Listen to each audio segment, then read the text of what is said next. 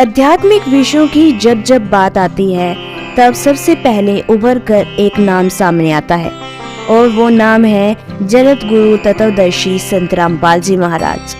और अगर बात की जाए सामाजिक विषयों की तब सबसे बड़े समाज सुधारक के रूप में भी यही नाम उभर कर सामने आता है कि जगत गुरु तत्वदर्शी संत रामपाल जी महाराज सामाजिक सुधार कार्यों में सबसे आगे हैं। संत रामपाल जी महाराज आखिर कौन है? आज हम जानेंगे विस्तार सहित संत रामपाल जी महाराज की जीवनी। संत रामपाल जी महाराज का जन्म 8 सितंबर 1951 को गांव धनाना, जिला सोनीपत, हरियाणा में एक किसान परिवार में हुआ। पढ़ाई पूरी करके हरियाणा प्रांत में सिंचाई विभाग में जूनियर इंजीनियर की पोस्ट पर 18 वर्ष कार्यरत रहे। सन 1988 में परम संत रामदेवानंद जी से नाम दीक्षा प्राप्ति की तथा तन मन धन से सक्रिय होकर स्वामी रामदेवानंद जी द्वारा बताए गए भक्ति मार्ग से साधना की तथा परमात्मा का साक्षात्कार किया।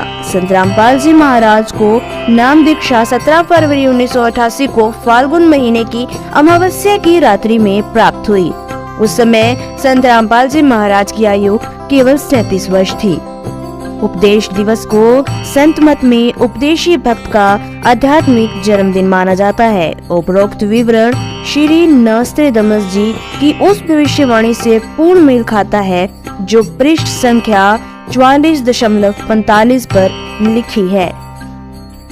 नोस्ट्रेडमस जी ने कहा है, जिस समय उस तत्वदृष्टा शायरन का आध्यात्मिक जन्म होगा उस दिन अंधेरी अमावस्या होगी।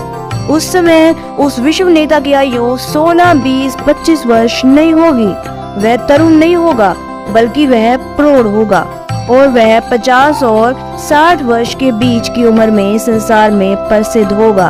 वह सन 2006 में होगा और वास्तव में हुआ भी यही।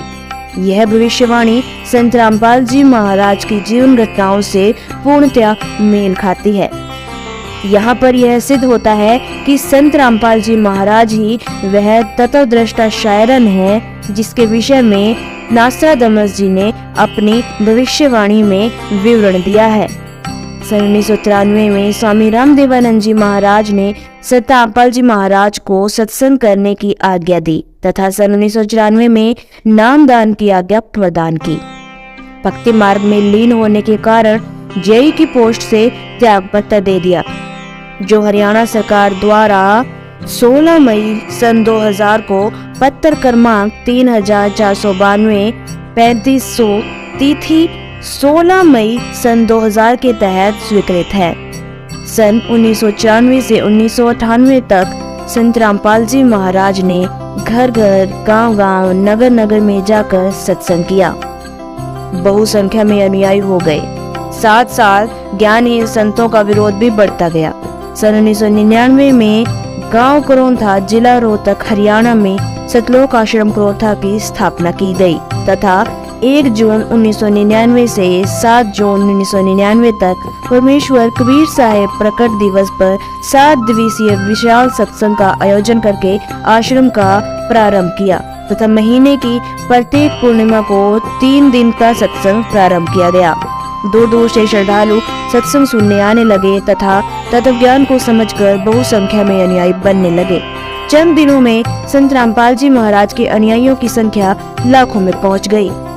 संत रामपाल जी महाराज सन 2003 से अखबारों व टीवी चैनलों के माध्यम से सत्य ज्ञान का प्रचार कर अन्य धर्म गुरुओं से कह रहे हैं कि आपका ज्ञान शास्त्र विरुद्ध है, अर्थात आप भक्त समाज को शास्त्र रहित पूजा करवा रहे हैं और दोषी बन रहे हैं। यदि मैं गलत कह रहा हूँ तो इसका जवाब दो।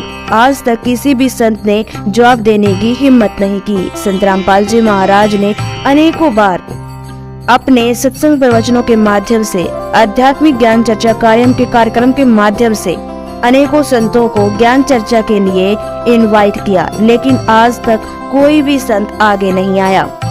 यहाँ पर यह सिद्ध होता है कि किसी भी संत में आध्यात्मिक ज्ञान चर्चा करने की हिम्मत नहीं है।